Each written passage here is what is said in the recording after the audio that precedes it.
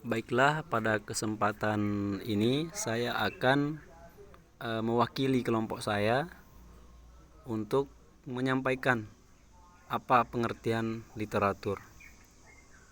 Literatur secara umum adalah semua karya tulis yang dapat dijadikan sebagai rujukan atau bahan acuan dalam berbagai kegiatan, baik di bidang pendidikan maupun bidang lainnya. Karena literatur dianggap memiliki keunggulan atau manfaat yang abadi. Contohnya seperti buku, video edukasi, dan lain sebagainya. Pendapat lain mengatakan arti literatur adalah semua sumber informasi yang dapat dijadikan referensi oleh penggunanya. Dengan kata lain, literatur tidak harus berupa tulisan, namun bisa juga dalam bentuk film, rekaman, piringan hitam, laserdisc, dan benda lainnya yang dapat memberikan informasi yang bermanfaat. Baiklah, sekarang kita akan membahas tentang jenis-jenis literatur. Pada pembahasan kali ini, jenis-jenis literatur dibagi menjadi 3. Yang pertama, literatur menurut penempatan koleksi. Yang kedua, literatur menurut tingkat analisisnya. Dan yang ketiga, literatur menurut sifatnya. Yang pertama, kita akan membahas tentang literatur menurut penempatan koleksi. Berdasarkan penempatan koleksinya, jenis literatur ini dibagi menjadi 2, yakni koleksi umum. Jenis literatur satu ini terdiri atas segala jenis buku yang diperuntukkan untuk kalangan dewasa.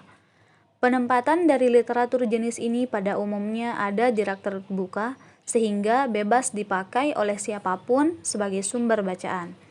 Contoh karya tulis yang masuk ke dalam koleksi umum ini diantaranya buku budidaya tanaman, novel, dan komik. Yang kedua, koleksi referensi. Jenis literatur satu ini terdiri atas beragam kumpulan informasi yang dapat dipakai untuk menjawab semua hal dari pertanyaan penggunanya. Contoh, kamus, ensiklopedi, dan buku pedoman. Bisa juga berwujud kumpulan informasi yang mengarah kepada sumber informasi yang lain, contoh katalog, bibliografi, dan lain sebagainya. Yang kedua, membahas tentang literatur menurut tingkat analisisnya. Berdasarkan tingkat analisisnya, jenis literatur ini dibagi menjadi 3. Yang pertama, literatur primer. Literatur primer ini merupakan suatu literatur hasil penelitian di mana isinya belum pernah diluncurkan atau terbit sebelumnya. Literatur primer mempunyai beberapa ciri-ciri khusus. Yang pertama, makalah maupun kumpulan kertas kerja yang diajukan guna pertemuan seminar, konferensi, atau sejenisnya. Yang kedua, bersumber dari tangan pertama yang sifatnya original tanpa adanya pengubahan ataupun modifikasi. Yang ketiga, berwujud karya tulis ilmiah yang dikhususkan untuk mendapatkan gelar doktor pada suatu universitas. Dan yang keempat, merupakan bukti pendaftaran serta penerapan suatu penemuan atau gagasan baru. Contoh dari literatur primer yakni tesis, disertasi, makalah, jurnal, dan laporan penelitian. Yang kedua, literatur sekunder. Literatur sekunder merupakan suatu literatur yang dibuat berdasarkan rujukan maupun mengutip dari literatur primer. Literatur sekunder memiliki beberapa ciri-ciri khusus. Yang pertama, sumbernya bukan dari tangan pertama. Yang kedua, merupakan suatu modifikasi dari literatur primer. Yang ketiga, diterbitkan dengan cara yang lebih inovatif sebab sudah didukung dengan dokumen lain. Yang keempat, isinya berupa informasi yang berkaitan dengan data primer yang disajikan dengan bentuk yang lebih mudah untuk dipakai. Contoh dari literatur sekunder ialah indeksi, abstrak, majalah surat kabar, dan lain sebagainya. Yang ketiga, literatur tersier. Literatur tersier adalah suatu literatur yang isinya berbagai macam informasi yang berwujud petunjuk untuk dapat memperoleh literatur sekunder. Contohnya, almanak, pedoman literatur, bibliografi, daftar penelitian, direktori, daftar buku atau majalah, dan katalog induk majalah, daftar indeks, serta abstrak. Yang ketiga, membahas tentang literatur menurut sifatnya. Berdasarkan sifatnya, jenis literatur dibagi menjadi 3 bagian. Yang pertama, dokumen tekstual. Literatur dokumen tekstual ialah suatu literatur yang isinya beragam macam teks tertulis yang biasa dibaca oleh penggunanya. Yang kedua, dokumen non-tekstual. Literatur dokumen non-tekstual adalah sebuah literatur yang isinya terkait informasi yang tertuang dalam bentuk selain teks, melainkan foto, gambar, suara, atau yang lainnya. Dan yang ketiga, dokumen campuran. Literatur dokumen campuran adalah suatu literatur yang isinya berupa gabungan antara literatur tekstual dengan literatur non-tekstual.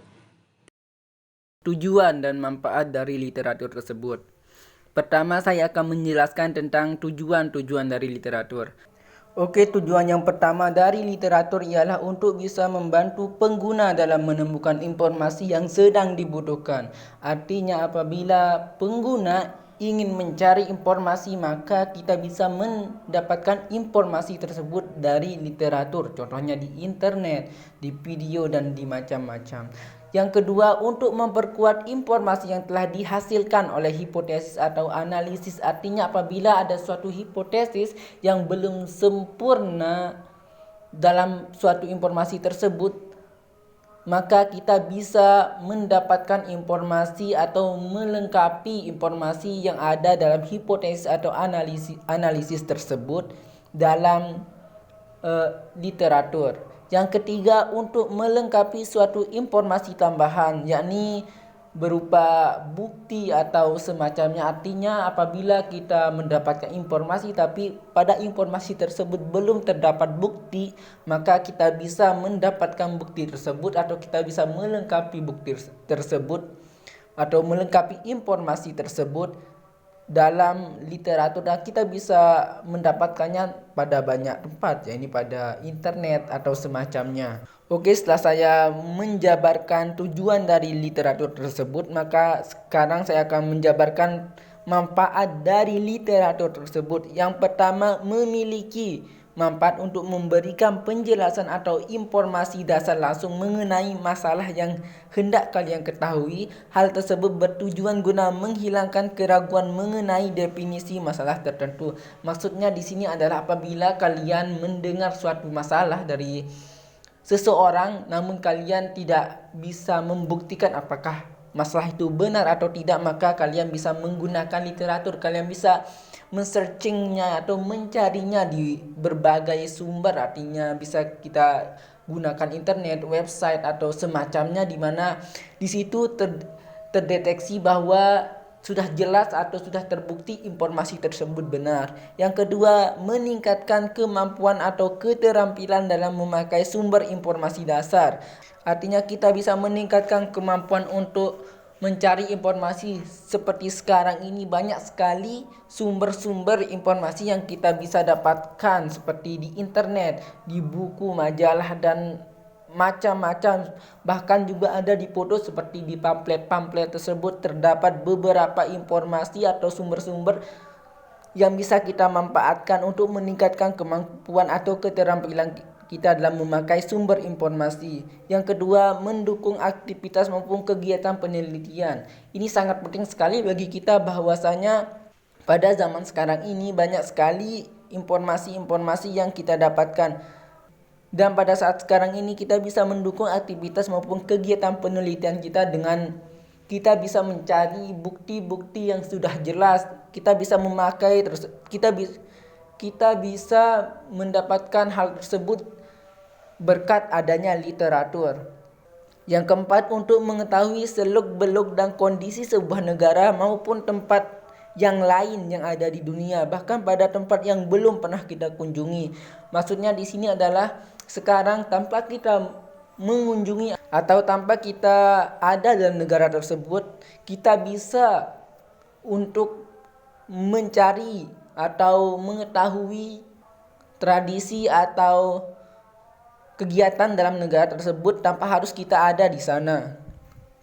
Yang terakhir adalah menambah kosakata, tak hanya mengetahui sebuah kata maupun sebuah istilah literatur, bahkan kita mengetahui informasi dasarnya baik terkait asal kata atau istilah tersebut, padanan kata, penggunaannya, pengucapannya, lawan kata, sejarah dan yang lainnya. Yang di sini sudah jelas bahwasanya tujuan utama dari literatur tersebut ialah untuk mengetahui kosakata dasar atau asal muasal dari kosakata tersebut, supaya kita bisa mengetahui bagaimana sih asal katanya dan apa sih tujuan terbentuknya kata dan bagaimana kata itu bisa terbentuk.